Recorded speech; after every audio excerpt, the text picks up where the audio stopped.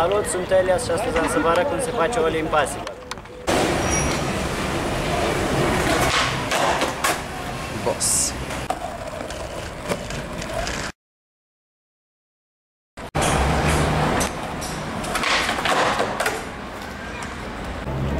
Pentru All Impossible vă poziționați în felul următor.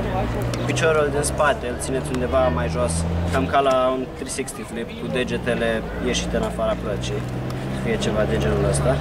Iar piciorul din față, ori pe primele două șuruburi destul de înclinat, cam ca la un varial flip, sau în spatele primelor două șuruburi.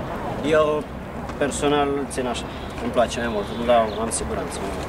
Și în momentul în care dați tricul și săriți, încercați să faceți ca la un fel de ollie, dar nu ștergeți ca la un ollie.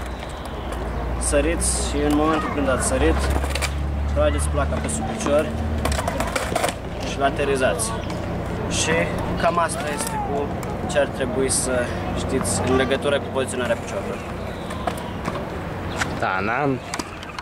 Un trick care v-ar putea ajuta la realizarea All Impossible este 360 shove, dar eu personal nu dau 360 shove. O să vă arate totuși colegul meu cum se face și cum e.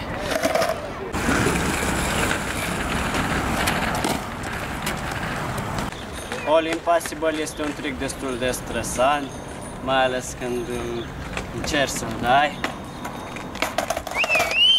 și când ai prins, îl aterizezi pe nose, de exemplu. Asta e, trebuie să-l exersezi destul și într-un final o să-l prinzi. Totul e să-l exersezi destul și să aveți grijă să nu vă sune telefonul când dați trick. Da.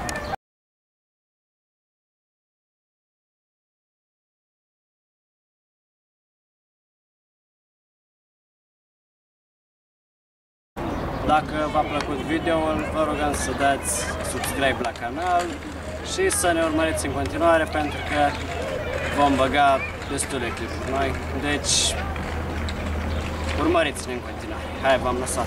La revedere!